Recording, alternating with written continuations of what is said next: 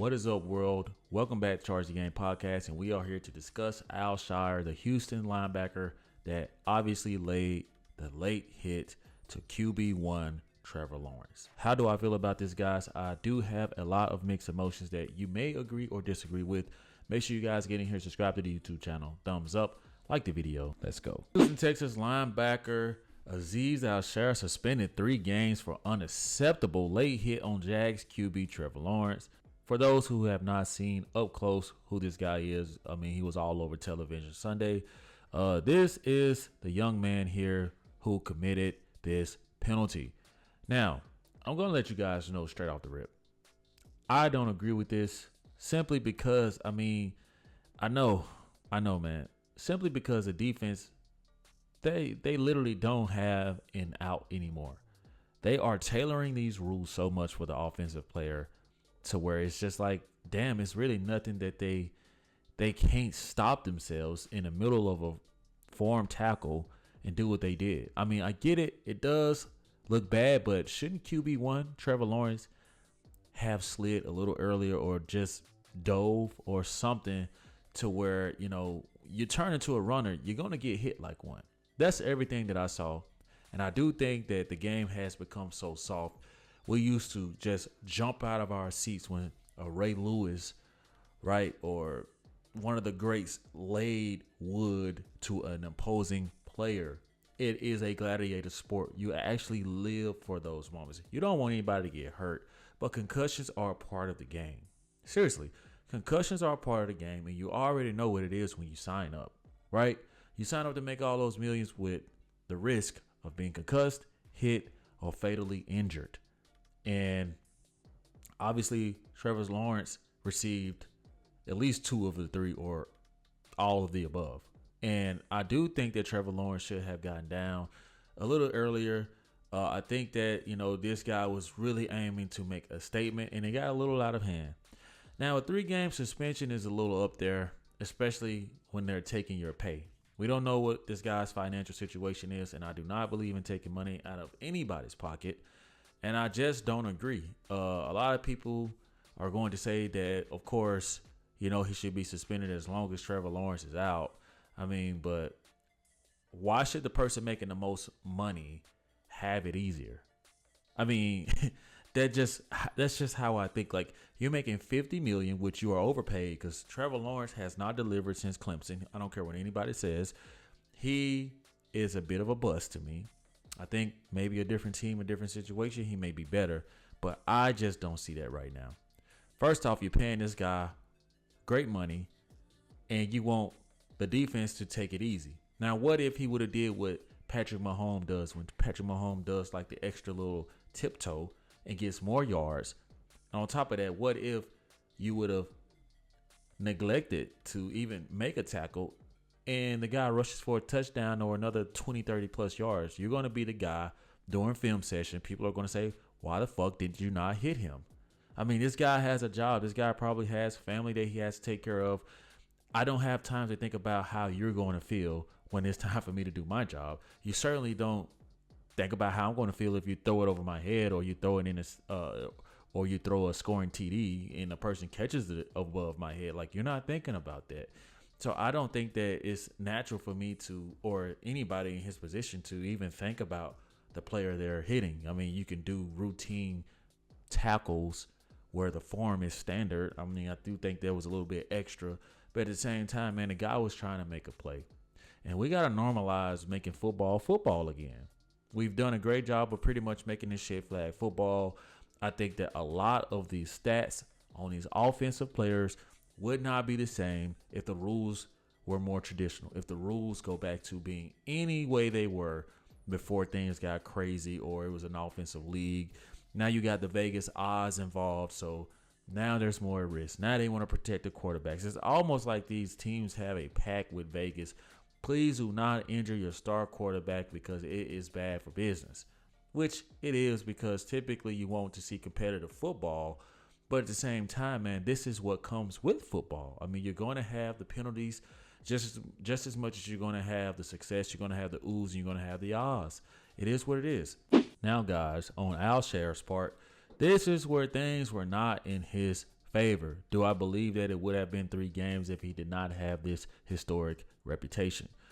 As you guys see here, it is not the first time Al Shire has been penalized for a similar incident. The 27-year-old was fined $11,255 for a late hit that occurred November 24th in a game against the Tennessee Titans. He was also fined $11,817 for punching a player in Houston's game against the Chicago Bears in Week 2.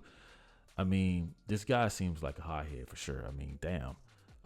It says here that in a letter sent to Al Shire, NFL Vice President of Football Operations John Runyon said that the linebacker's hit on Lawrence was unacceptable and a serious violation of the playing rules.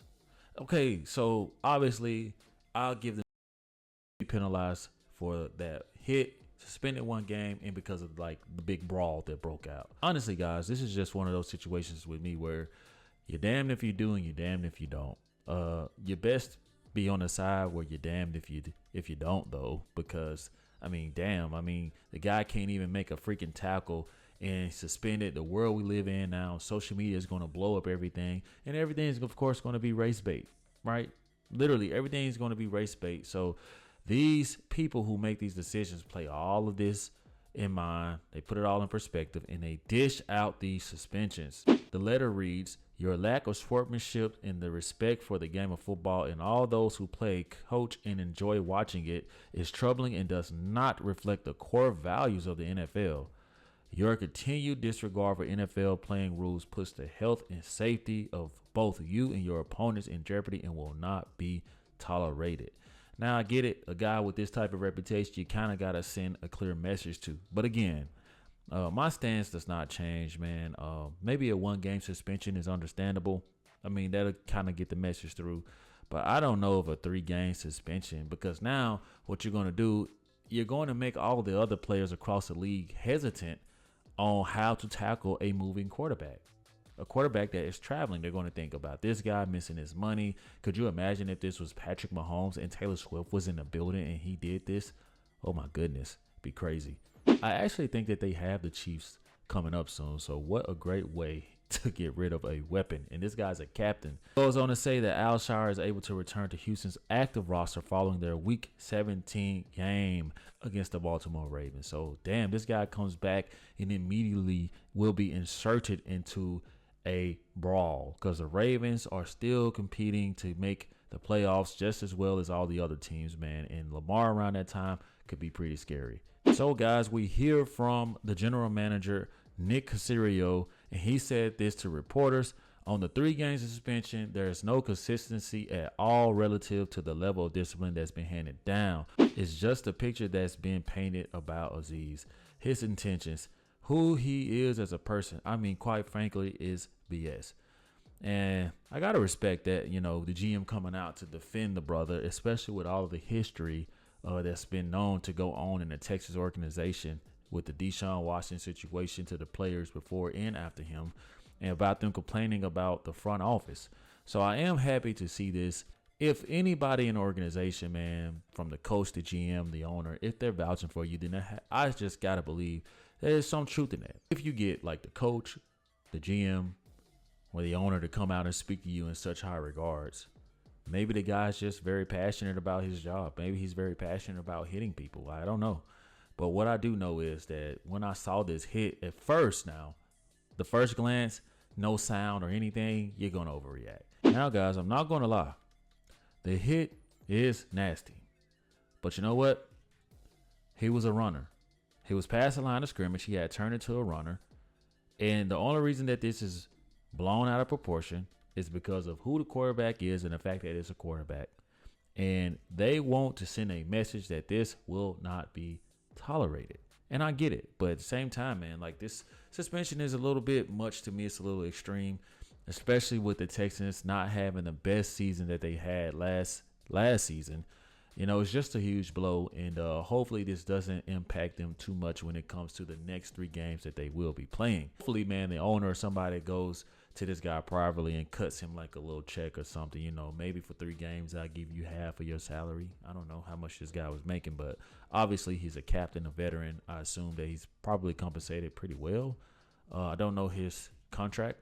I mean, there are going to be a lot of people who either agree with what I'm saying or they disagree with what I'm saying. But at the end of the day, these things happens. It's football. We saw Tua get concussed and literally, you know, looked like he was in way worse condition, and no players got penalized. And it was just as aggressive and egregious to me as well. So I mean, we gotta learn how to not make this game so soft, and quarterbacks need to understand. I mean, regardless of who your favorite quarterback is, quarterbacks need to learn how to get down. And I've heard talks of them actually taking out the slide. So maybe they'll take out the slide and this will never happen again, especially if it's going to lead to brawls like this. Let me know your thoughts and your concerns on disease. Let me know if you guys think that this was a fair punishment or unfair punishment. Let me know in the comment section like you often do. Subscribe to the YouTube channel. I will see you in the next one. Peace. Yeah.